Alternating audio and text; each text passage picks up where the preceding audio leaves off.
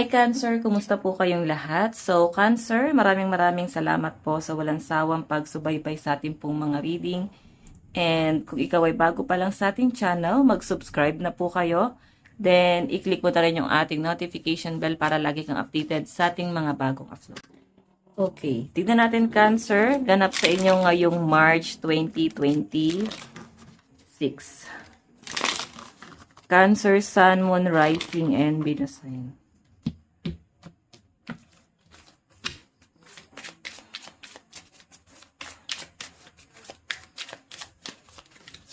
Wow, the lovers. Okay, so nakikita ko guys, mukhang maayos and maano yung person mo, no? Maasikaso, masipag, responsible. Kasi alam mo, ang dami niyang ganap, no? Gusto niya ng something thrill.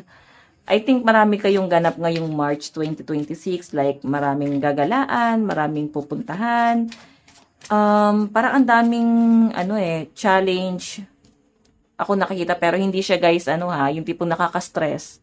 I think something activity to.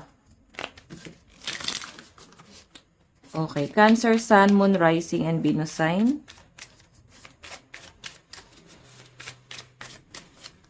Meron tayong Six of Swords, relocation. Ayan o, may lakad, no? Medyo ngarag kayo guys. So, kung may mga business kayo, nagbi-business kayo ng partner mo, kung meron kayong ibang source of income, nakikita ko na parang puno yung schedule nyo ngayong March, no? Darating kayo sa point na parang kayo na yung mapapagod dito. Sa dami ng ganap sa inyo, guys. Ayan, no? Okay?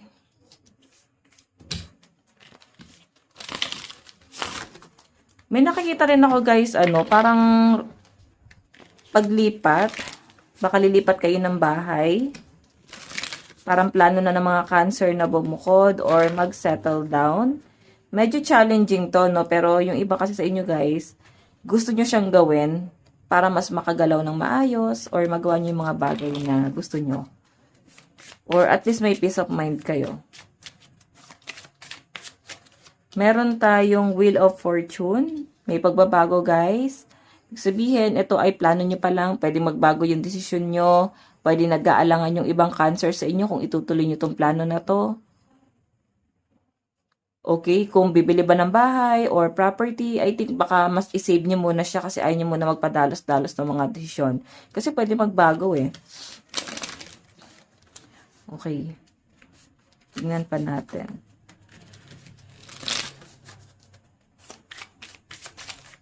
Iba sa inyo guys, alam nyo, parang masyado kayong workaholic ngayong March. Darating kayo sa point na parang uuwi na lang kayo sa bahay para matulog, maligo. Tapos yung buong oras nyo nandun sa trabaho. Tingnan pa natin ha.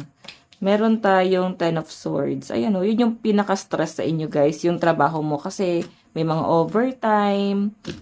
Tapos parang bihira yung bakasyon. Pagod na pagod yung iba sa inyo guys. Hindi kayo masyado makapahinga. Wala kayo masyadong day off. Ayan. Yung iba naman sa inyo guys na nagbe-business, ayan, maganda yung daloy ng pera nyo daw ngayon. Ngayong March, kasi tuloy-tuloy yung flow, no? Ang dami yung client, ang dami inquiries, ang dami yung customer. Meron tayong Three of Swords. Ayan. So, ang concern lang din dito guys is ingat ka pagdating sa health. Possible na magkaroon ng hapo or pwedeng stress. So, relax lang kayo guys. Huwag nyo masyadong i-pressure yung sarili nyo. Kung meron kayong alam na pwede nyong maging libangan, do it. Para lang guys, ma-release ang inyong stress. Okay?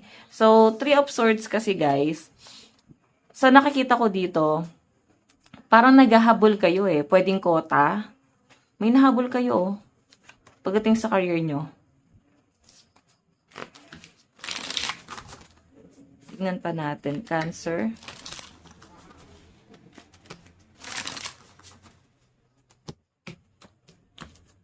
Okay, Cancer, Sun, Moon, Rising, and Venus sign.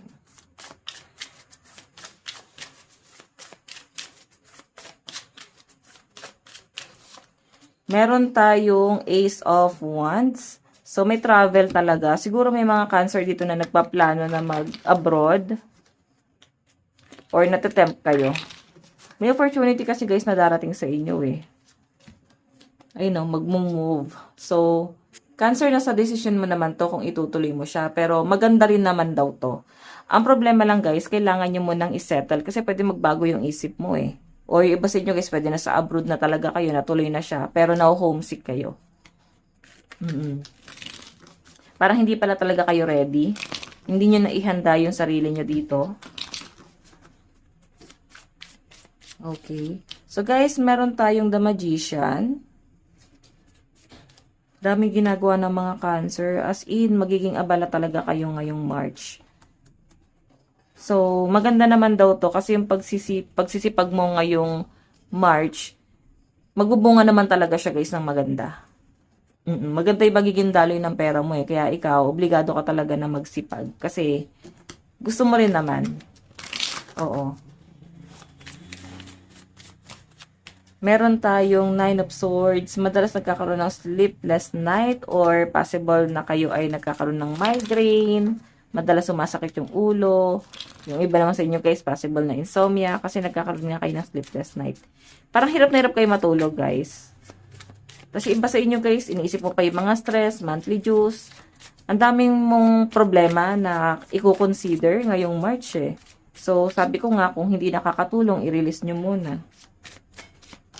Meron tayong 8 of Wands. Okay. So, Cancer, may nakikita ko dito. Kung may travel na paparating, ayan. Jet lag to sa inyo. Pwedeng malayo-layo talaga siya. Parang out of country or something na basta malayo. So, baka mabigyan ka ng leave. So, yung iba naman dito guys na nagbi-business, meron ka ibang side hustle, pwede nyo naman tong ituloy. Pero yun nga guys, pwedeng hindi siya magandang idea ngayong March kasi nakikita ko naman kung hindi mo may enjoy tong biyahe na to. Ayan, possible na magkasakit ka doon sa pupuntahan mo or sakto pa sa travel mo pa ikaw inatake ng sakit, no? Meron tayong 2 of Cups. So, may makikilala ka din someone ngayong March. May makikilala ka na pwede mong maging person. Sa mga single dito, no, yan. Meron kang makakadeal. Okay? May lalambing sa inyo. Ipi-flirt ka kasi nitong tao to eh. Then parang makakagaanan mo siya ng love, Cancer. Tignan natin ang inyong advice. Cancer, Sun, Moon, Rising, and Venus sign. Meron tayong what do you need to release. Sabi ko nga sa inyo guys, pag hindi nakakatulong, i-release nyo na. Kasi you know, nadudulot siya guys ng insomnia sa inyo, stress. So mag-focus ka muna sa mga magaganda. Hindi siya magiging madali kasi magre-retrograde nga, 'di ba? So by the way, Cancer, ito lang po ang inyong reading. Maraming salamat. God bless and love you all. Bye-bye.